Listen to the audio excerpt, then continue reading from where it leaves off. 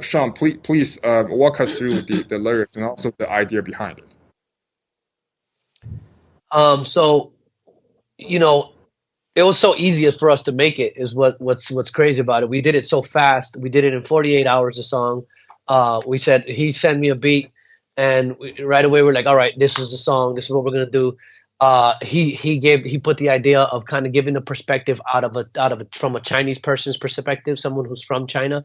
And so his lyrics were like directed as someone from there, kidnapped my father. That was a decade ago. Yeah. Chained woman. He talked about all that. And I love that we could do that we could put so much information inside of a 3-minute song and be so informative. So many things were talked about, like you said, Uyghurs, the Rocket Force generals, Li Keqiang, the chained woman, so many different things. Yeah, I was just going to add to that. I was going to say about the chorus, the hook of the song. I believe is the most important, about how it's not the CCP no more. Now we're going to call it the XiCP because, like you said earlier, that Communist Party does not represent the Chinese people. It's actually the enemy of the Chinese people. So I thought that's what we should make the hook about. And that's exactly what we ran with. And I believe it was a great idea because it takes that power away from them. You know what I'm saying? To be able to act like they represent Chinese people. For this time, for this event, for this rally, I just want to actually want to ask you your experience, your feeling about the whole vibe and the whole event. And especially you're getting together with other 400 people, because before, like, we probably have similar size or less, like smaller size. For example, in June 4th, we probably have 100 people, 150. But this time we have 400 people. And also right at the CPAC venue, like just right outside where they designated this area for us to protest. And watching all those delegates and diplomats who are doing the meeting with the Chinese diplomats just across the street, just across one block. What is your feeling about the whole thing? So I love the way it went because there was a lot of different Chinese groups out there, and I saw a lot of videos of like people tearing up flags and fighting and beating each other up. And everything was always like just seemed so much violence and so much just unorganized and so much tension. Yet when you're around the NFSC supporters, there's just complete order. Everybody knows what they're there for. Everybody knows what they stand for. They are happy for what they stand for. They seem completely unafraid to die. Completely unafraid of Xi. They're completely unafraid of anything that comes.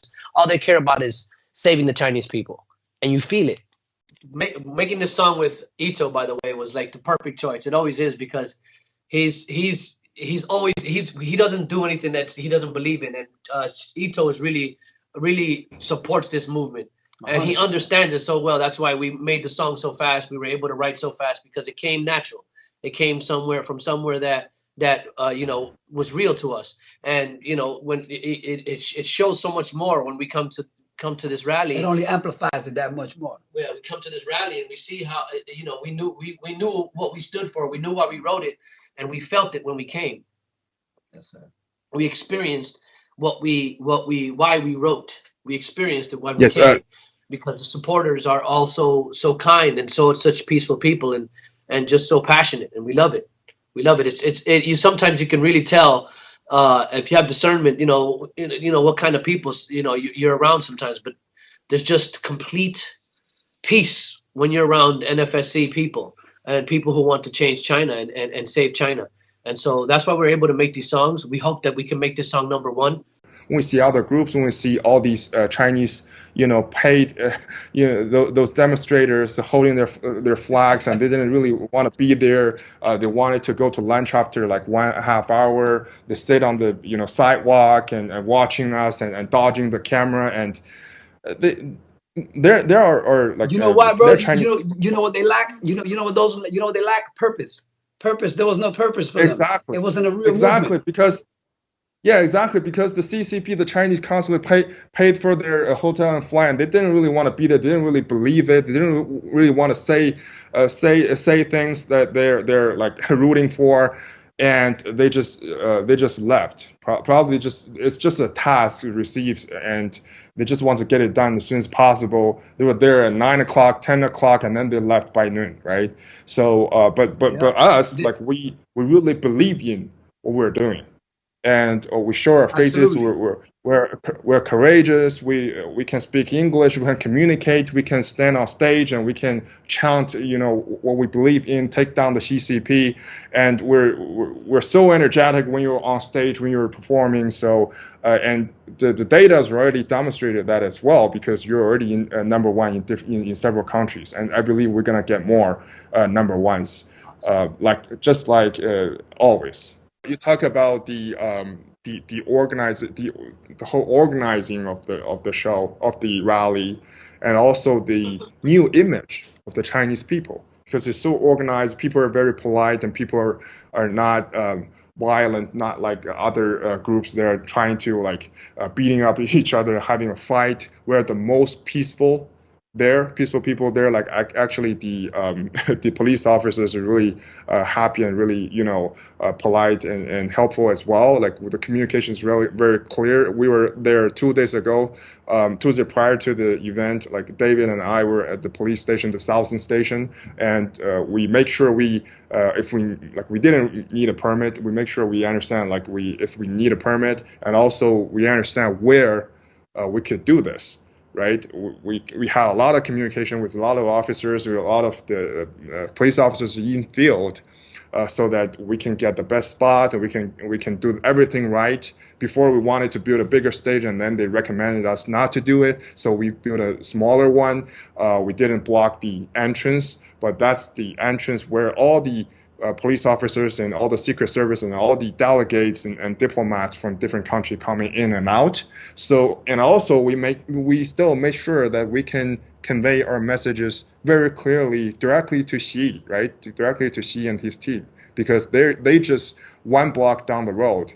And also his hotel is just one block down the road. So your songs, your performance, and your speeches, and all the speeches from all the fellow fighters and members, I can assure you, she's already got the message. What's your feeling and what's your experience throughout the days, working with us, rallying with us, and also you're at the front when we march through the city. So what's your experience?